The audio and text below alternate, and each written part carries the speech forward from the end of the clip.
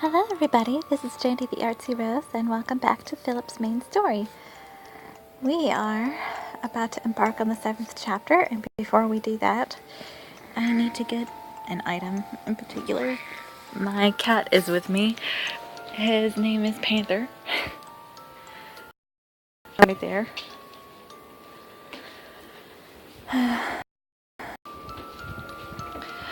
Today should be Easter by the time I am making recording, so this will be... And guess what? It just happens to be today where I am.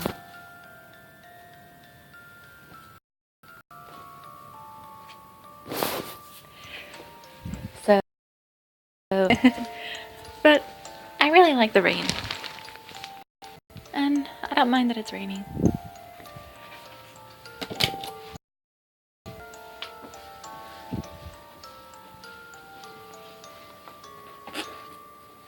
Let me see, I need my sketchbook because this is where I have my answers listed. Features that I'm going to make during this scenario.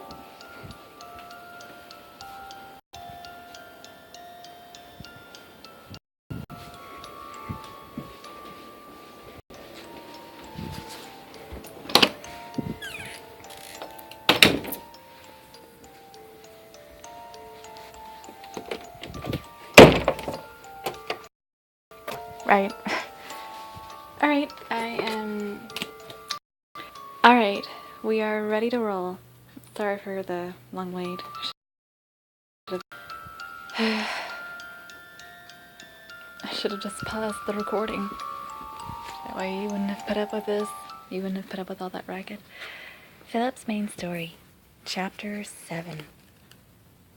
Let me see. Where's the page? Pass it up. Here we are. I stared down at the reflection of the moon on the surface of the lake, and a question came to my mind. Hey, Philip. The person that you love, what is she like? He fell silent for a moment. Where should I start? He must have a lot of memories of her, but why is thinking about it making my head feel all fuzzy? He looked up at the starry sky and sighed once. I assumed that he must have been thinking about her because his expression was softer and calmer than I had ever seen it before. He looked happy. She's a free spirit. She would go running through the fields and often tripped. She had a pure heart, but was a little scared of love. She was very dear to me. His eyes softened and I could tell that he was thinking about her. I felt like I had just been stabbed in the heart. Thinking about it now, she would sometimes ask me to do things that were impossible. The nostalgia of his memory made him smile. How could he like someone like that? I was about to say something sarcastic in response, but at the same time, I was pretty jealous towards her. He really does love her. His feelings toward her were strong, and I made up my mind. I have to help him in any way I can, and her as well. Don't worry, Philip. Leave it all to me. He smiled grimly in response. Thank you for caring so much.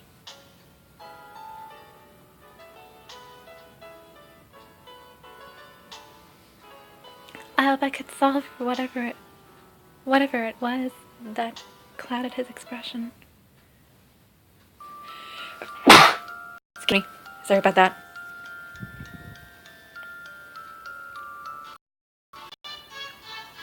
Love challenge?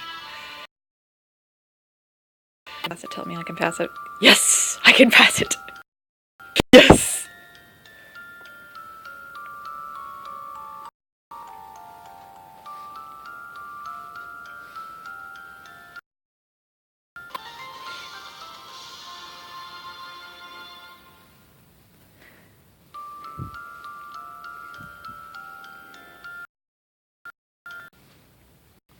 My time with Philip.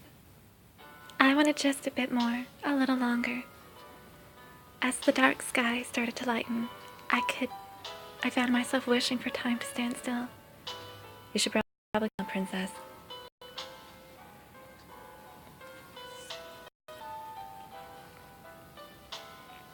What is that bird, Philip?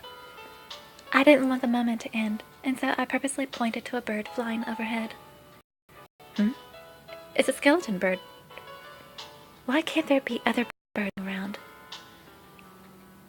Where was an interesting animal or plant when I needed Princess? Princess? My sight went hazy, and Philip my vision, looking troubled. I can't think straight, and I'm super sleepy. No, I can't sleep now. If I do, then Philip will leave. I unconsciously spoke out loud before slapping both hands to my mouth. Good morning. Philip's eyes narrowed on mine as he greeted me. Something soft pressed my forehead, and there was a quiet "moi." Philip! Philip looked confused. His beautiful golden eyes were filled with passion. And I will be right back.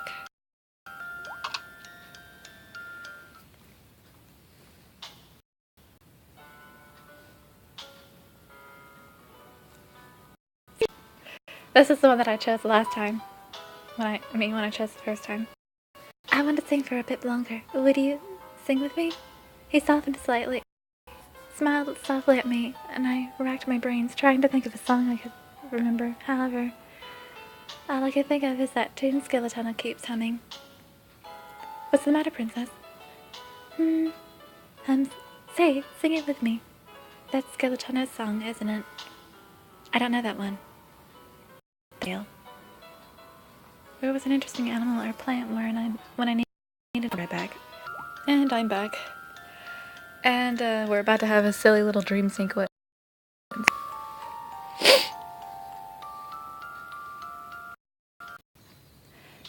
He stared quite a moment. We shared a quiet moment alone together. He touched a hand to my forehead. I really liked it when Philip pats me on the head. I leaned into Philip and lost myself in the sweetness of that moment. My prince, what is it that you love about me? When did I get so bold? I love that you are a free spirit, the way into the fields, or sit by the lakeside to sing. The way you grip in your sleep, and your habit of squeezing your fists too tight when you're mad, and... That's enough! You've said enough! You really do love me, don't you? Did I not make that clear? Does that mean I'm too late? I liked his innocent laugh. He grinned from ear to ear, having managed some mischief. Who took away that smile? And I also love how easily your cheeks become red and your habit of closing your eyes when I kiss them. I get the point already. The one who took this happiness from you. I love everything. Oh. My reality had distorted. And so had my vision of Philip. I desperately reached out to him. And this is most important. That's enough. If you say anything more, then I'm going to become so happy I might burst.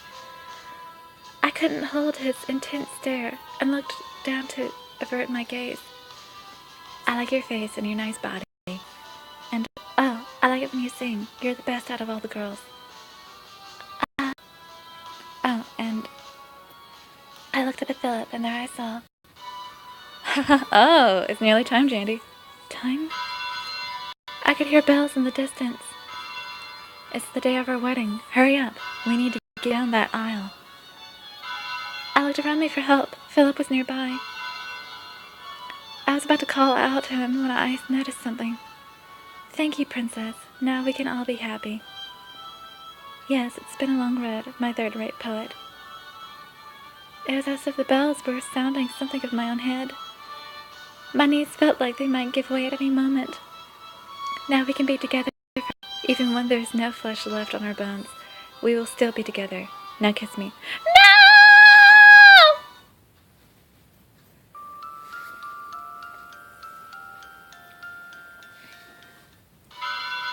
The sound of wedding bells echoed in my ears. The king became a skeleton before my eyes. No! I screamed and the king started shaking. No! What a ruckus. It was a voice I knew. I looked around and there was Sunny, looking annoyed. Why are you carrying on like that first thing in the morning? I looked around and realized I was not in a church at all, but my own bed. Yesterday, I got such a fright, my head fell clean off. Last night was an utter mission. I watched a skeleton who carefully reattached his own head. You fell asleep out in the forest, and Philip carried you back here. Philip did? He carried me? I hope I wasn't too heavy.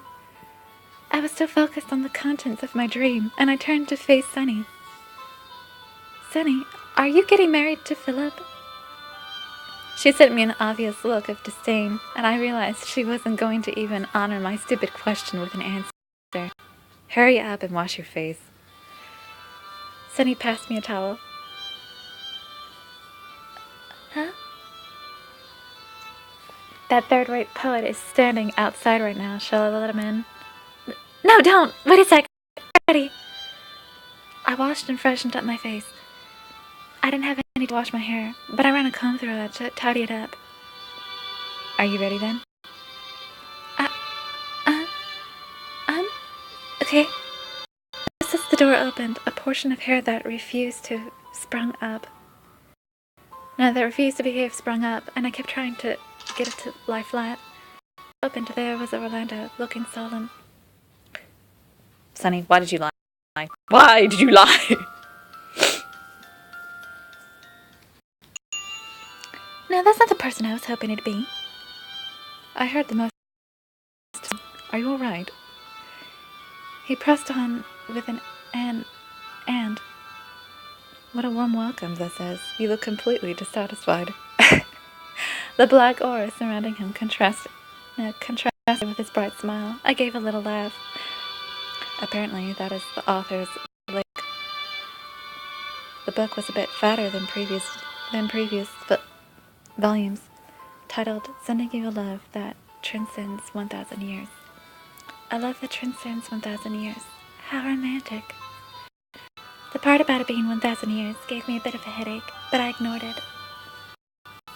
There is to be a ball tonight, Princess. It will also serve as a pre-wedding function. Please do not forget. I won't. Pre-wedding. Your hair is sticking up. He reached up towards my hair and patted it down gently. He was being strangely kind. I might be able to have the wedding postponed. Say, Orlando. I won't let you run away. Fine. That is. I parted ways with Orlando and went back into my bedroom. Sunny was gone, but in her place hung a beautiful new dress. I didn't have the slightest inclination towards the king. I don't want to marry him. I don't have the slightest inclination toward him. I don't want to marry him.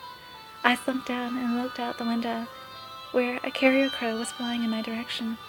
Could that be? I immediately let the crow into the room, untied the message from around its leg, and said thank you with a kiss before stepping away from the window. I bid my heart to be still. I slowly opened up the letter. There I saw... Hey, Jandy! I decided to write you a letter to tell you all the things I like about you. And then your face. I like your slender waist and ankles, and how sexy you look when you have your head down. As you can see, I notice you a lot. I slumped on the spot and felt a compelling urge to sigh loudly. But who was I expecting it to be from, really? I know it's not fair on His Majesty, but I don't feel like I can get married. But it wouldn't be right for me to just run away. I turned to face the second dress that was hanging nearby.